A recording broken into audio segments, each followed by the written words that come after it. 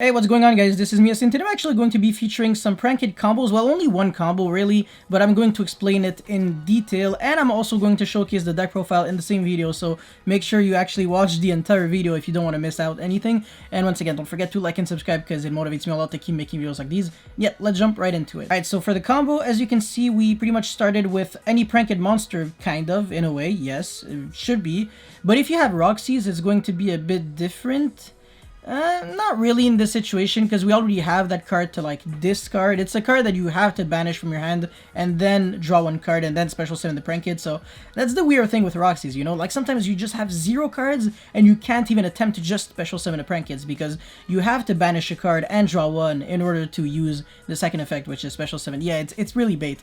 But, yeah, in this situation, when you have Lamses, or even Roxy's would have worked, because at least we're using, like I said, the second card. So we can actually end on like a really huge board just with one Prankid monster, and once again, you start with your turn with 5 cards. You have just so much to counter what your opponent could actually use to counter you. So while they are focusing so much on making you lose out on consistency, you can kind of do the same, but since your engine only takes 1 card, this is kind of the reason why this deck is a problem and will be insane in the TCG, but it does have flaws that you actually can abuse. It's just kind of weirder because even if you go like into battle phase with evenly, it's not necessarily that great. Anyways, so now we're going to actually special summon the Meow Meow with the Prankid Lamses, which is, you know, obviously going to trigger Lamses, and at this point you always have to summon Fancies, except obviously if your normal summon was Lamses, because this actually has a Foolish Burial effect, so it is the only one that actually gets you a resource in a way. The other ones, I guess they're I mean, Roxy's trades a resource for another one from your hand, and then Dropsies and the water guy, okay, or girl. Is it Dropsies? Yes, probably. Yeah, let me. Okay, their names are really sketch. They actually just changed the life point. So obviously, if you're very good at slow playing and stalling for time, I strongly recommend you to first of all not play Yu-Gi-Oh! And please stay away from this deck, because otherwise, you might have a 100% win rate with this deck. Time has been called. Bro, I'm so sorry if I took 39 minutes and 59 seconds to think during standby phase. I was just thinking, bro. I'm under a lot of pressure. But yeah, now, obviously, this, actually, by the way, this combo doesn't lose to Ghost Ogre. So, pretty good, huh? Your chain blocking Cockadoodle-Doo, okay, Doodle do do do do do do do. Okay, yeah, this is in Chainlink 1, and then, yes, Fancies in Chainlink. What, is it Fancies? Yes, oh, it's actually Fancies. Oh, I'm not even, like, focused on my own combo. This is pathetic. Obviously, you are going to send the plan. This is actually a card that will make an interruption, by the way. So, instead of just keeping in the grave, which is something that the deck used to do, now we can actually recycle it and do something nice with it. Pretty nice. And then, yeah, we're going to go for Pandemonium, Fuse for you know, the weird candy that you get at Halloween, you know, the garbage candy that everyone gives to you, the rocket bullshit. Then, you know, the Dropsies is going to trigger to get Roxy's, which is the only card at this point that didn't use its effect, and that's why we kind of need the other card in the hand if we want to end on, like, another, yeah, monster on the field. And then, obviously, you already know that this is going to recycle back the 2 spells and traps, so we already have enough monsters, and they're really good at replacing themselves, so there's no point in recycling monsters. Now we make the Woof Woof, which is not, like, insane, but it does have an effect during the opponent's turn. Yeah, it's not as good as Doodle Doo, but during the opponent's turn it can tribute itself. So obviously you already know the synergy with Meow Meow, and recycle 2 Prankid cards from your graveyard to your hand. And obviously with Meow Meow you can just keep it in the grave. Sorry, on the field. Oh, sorry. Yo, what's happening? What's going on with my cursor? Yo, this is what happens when I use a freaking $10 cursor that actually just... mouse, sorry. Not even cursor. By the way, I should actually try to hide my cursor in my next videos. It's really annoying, especially since my FPS is like 30. It's garbage-ass laptop. Anyways, yeah, you're going to set 2.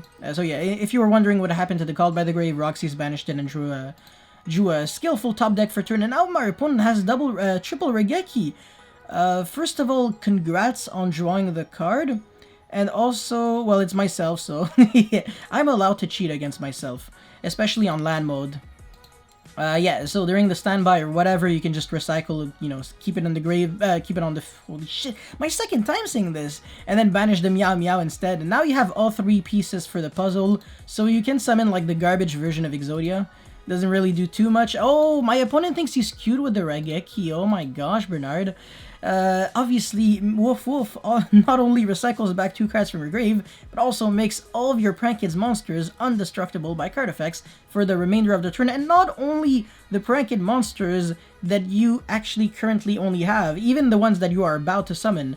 That's disgusting. So now I'm not even gonna care about Lightning Storm at this point. Just gonna summon my monster and attack, who cares?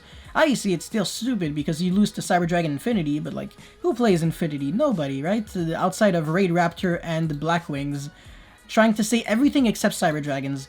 And yeah, instantly going to, you know, get all my 3 special summons and then make plan, which allows me to link summon during my opponent's turn. The kind of big thing here is that I had to banish my only card in hand to special summon to use the effect of Roxy's, because there is a guy on my... Oh, wait, hold on. I'm not even going to finish my sentence. I'm doing as if there's only one guy that says that. But basically, when I showcase 1 or 2 card combos, people are like, oh no, this combo doesn't make any interruption, even though it ends on the crack. So what your opponent is going to do is, with his 6 stars, he can not only break your indestructible monster, but also deal the lethal to you. This is extremely an intelligent comment, and I will not reply to this. Yeah, I'm going to special summon my second water monster so I can make Toad next turn. And the reason why my opponent scooped, well, first of all, the reason why I scooped against myself is because Raigeki is useless here. I mean, it should be every, you know, freaking Prankids monster. Yeah, it's a lingering effect. And also, I have a quick effect Raigeki during my opponent's turn, a quick effect Harpy's Feather Duster, and I have pretty much lethal for next turn, so Happy Land City, not too bad, not too bad. Now let's get into the deck profile. Alright, so for the deck profile, as you can see, I'm playing 3 of every single Prankids. LMAO, I don't know why Ash is randomly... Oh my freaking god, my mouse is so annoying! Oh, I literally have cancer. Alright, I'm gonna save it right now.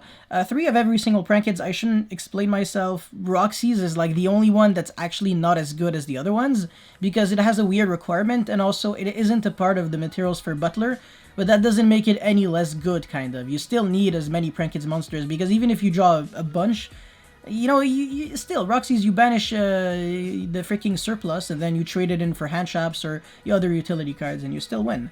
And then for the hand traps, 3 Veiler, 3 other Veilers that are actually good Veilers, but not budget Veilers, 3 cards that are hard ones per turn that I always draw at 2 or 3, because this game hates me.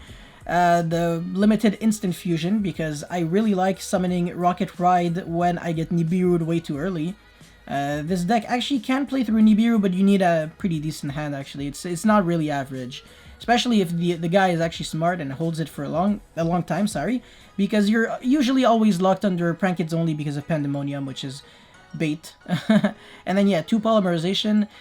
This is cool because it allows you to combo without getting locked, so you can actually make Toad turn 1. That's one way of playing through Nibiru, actually. It's just you instantly go Polymerization, fuse 2 from hand, and then, you know, Chainlink 1, Chainlink 2, you have the Rocket Ride, and then you got your 2 level 2 monsters, you make Toad, and then you normal summon your Prankids, and you play from there, so... It definitely is possible, you just need an above average hand, unfortunately. Toad will be the summon number 5 if I recall correctly. So you have the Rocket, and then 2, 3, oh no, actually summon number 4. But who cares, it doesn't matter. Toad can just negate Nibiru and then recycle back this guy from grave, yes. Anyways, 2 tactical talents, 3 tactical talents, ah, yes, actually. Yeah, okay, Karen. But yeah, Pot of Avarice, it's good, but like it clashes with Pranks because you'll have way too many cards that you shuffled back, so you want to have a graveyard for your Woof Woof to trigger. So honestly, you can live without playing this. Oh, fucking Jesus! You can play without living this card. Without playing this, you can live without playing this card. I'm actually going to freaking KMS because of this annoying bullshit. Anyways, Upstart Terraforming for 3 other copies of Pranks, Thunder Dragon Fusion because of Anaconda. That's really nice, by the way. You can use all the 3 elemental guys, so water, wind, fire. I don't know why I'm going there. They should actually create a light and dark Prankids, would be nice. Would be extremely illogical, but would be nice. Also would make the deck way too good. Please don't do that, Konami. I was just joking. It's just a joke. Yeah, it's really nice that you can also search out for, I think it's Fancies, huh? The Thunder, yeah. So, turn 1, you make Anaconda, you pay 2,000, you summon this. Even if you pay 2,000, you only have, like, You're gonna drop to 7k, your opponent has like 75, who cares? You can still fuse during your opponent's turn and win in time, in case you're trying to win in time, but don't win in time. If you want to win in time, I strongly recommend you to play Brandish, or, you know, any deck that actually just sucks anyways. Anyways, a Cosmic Cyclone. Speaking of time, Called by the Grave, yes. Oh, why are you playing Unsearchable One-Ofs? Oh my god. 2 Pandemonium. I don't like playing 3 because you can just play Polymerizations. The thing is, you don't necessarily need to draw it, since if you only play 1, you can search it, and Polymerization actually has a better effect, because they both have the exact same effect. I mean, Polymerization is in quick play, but still. Polymerization doesn't actually lock you on Prankids, so this is the only way to play through Nibiru, actually. If you just draw a hand full of Prankids, you can't play through Nibiru whatsoever. Yeah, anyways, 2 pranks. I don't like this card, honestly. It's just like a weak Daigusto Emerald, but the Prankid token doesn't matter as much, since the Link one just does all the job for you. Place is actually kind of cute at chain blocking sometimes, but it never comes up, because it's really obscure, and it makes no sense. 3, yes, and then, yes. Plan, yep. And then for the extra deck, Butler, double Rocket Ride. Don't ask me any questions here. I don't even know myself. 1 Dishwasher, 1 Tree Toad, 1 Harpy's Feather Duster guy, 1 Boros Sword that I never summoned, 2 Cockadoodle Doos, yes, 2 Woof Woof. Why 2? Why am I even playing 2? Yeah, like I said, I don't even play this deck. But do I think it's gonna be meta? Of course, because I need to produce as many videos as possible so I can actually get that ad revenue and not die. But anyways, Phoenix, Anaconda, double Meow. For the idea section, nothing at all. Oh no, Ultra Polymerization, the only spicy thing. So you can actually try that out at home if you're trying to play this at home. No, I don't know why you would, because it's really expensive. I mean, you don't actually, it's not really expensive. You can play without the 3 tactical talents, and honestly, Infinite isn't even that needed necessarily. Because in the format that we're going into, Infinite might actually be just one of the worst hand traps now that I think of it. It's gonna be a pseudo tier 0 format of Zodiac with Prankids, because obviously Dragon Link and Infernoble are gonna get banned, and Needle Fiber is gonna get banned. Well, that's assuming that we're going into a logical format, but since it's still a coronavirus format, then, you know, every bullshit format is possible. Yeah, anyways, Ultra Polymerization is cool. You can fuse for Rocket Ride, revive back the 2 monsters that you fused, but it has to be from field, so it's really not that good. Mystic Mine, you can search it with Terraforming, but apart from that, it's only good when you're going second. And that's pretty much it, so thank you very much for watching. Don't forget to like, subscribe, blah blah blah, and I'll see you next time. Peace!